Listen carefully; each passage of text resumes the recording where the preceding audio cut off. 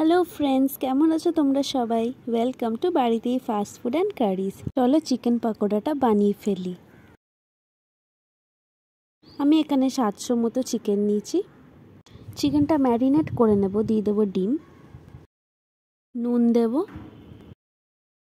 গোলমরিচের গুঁড়ো 1 table spoon. গোলমরিচের গুঁড়োটা না আপনারা জেকের ব্যবহার করবেন। Vinegar 1 tablespoon, tomato sauce 2 tablespoon, soya sauce 2 tablespoon, red chilli sauce 2.5 tablespoon. আমি অ্যারারুট আর ময়দা দিয়ে দুটোই নিয়েছি, দুটো দিয়ে মাখিয়ে নিয়েছি মাংসটা। দুটোর কোয়ান্টিটি কিন্তু সমান সমান ছিল। মাখাটা যাতে মোটা হয়, খুব বেশি পাতলা যাতে না হয়ে যায়, ব্যাটারটা যেন মাংসের গায়ে লেগে থাকে, এমন হবে মাখাটা। মাংসটা মাখানো হয়ে গেলে আমরা আধ ঘন্টার জন্য রেস্টে রেখে দেব। আপনারা চাইলে 15 মিনিট রেস্টে রেখেও করতে পারেন পকোড়া। আমি এখানে 15 মিনিটই রেস্টে রেখেছিলাম, কিন্তু আধ ঘন্টা রেস্টে রাখলে ভালো হয়। কড়াইতে তেল গরম করে নিয়েছি। আমি এখানে রিফাইন তেল ব্যবহার করেছি।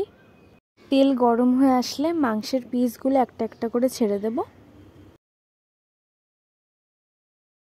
এইটা এক একটা স্টেপ ভাজতে 15 মিনিট মতো লাগে লো ফ্লেমে।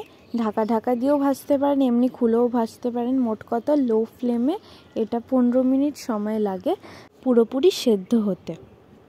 মাংসগুলো গরম তেলে ছাড়তে না ছাড়তেই নাড়তে শুরু করে দেবে না, এতে মাংসের ব্যাটারগুলো কিন্তু মাংস থেকে আলাদা হয়ে যেতে পারে। এটা শুধু মাংসের ক্ষেত্রে নয়, যে কোনো পকোড়ার ক্ষেত্রেই এটা করতে নেই। এই ভিডিওটা এডিট করার সময় আমি বেশি কাটাকুটি করিনি, আপনাদের চেষ্টা করেছি পুরো ভিডিওটা দেখানোর জন্য। তার জন্য লাইক, শেয়ার আর সাবস্ক্রাইব করে দেবেন। রান্নাটা বাড়িতেও ট্রাই করে দেখবেন, যদি খেতে ভালো হয় তো অবশ্যই সাবস্ক্রাইব করবেন আর শেয়ার করবেন বন্ধুদের সাথে। এভাবে পকোড়াটা বানিয়ে দেখবেন, বাড়িতে ভীষণই টেস্টি খেতে হয় আর বেশি কিছু লাগেও না, খুবই কম উপকরণে হয়ে যায় আর ভীষণ ইজি একটা রেসিপি। পকোড়াগুলো তৈরি হয়ে গেছে। এটা ভাতের সাথেও খেতে ভীষণ ভালো লাগে। আপনারা এটা স্ন্যাক্স হিসাবেও খেতে পারেন, খুবই ভালো খেতে হয়। আমার চ্যানেলে কোনো ফিক্সড এমন কিছু নয় যে আমি একটা পার্টিকুলার রেসিপি ছাড়লাম, যেমন ধরো শুধু বেঙ্গলি রেসিপি, ওরকম কিছু নয়। আমি সব রকমেরই রান্না ছাড়ি, লাঞ্চ থেকে শুরু করে চাইনিজ, তারপরে snacks related, breakfast related recipes, সব রকমের রেসিপি ছাড়ি।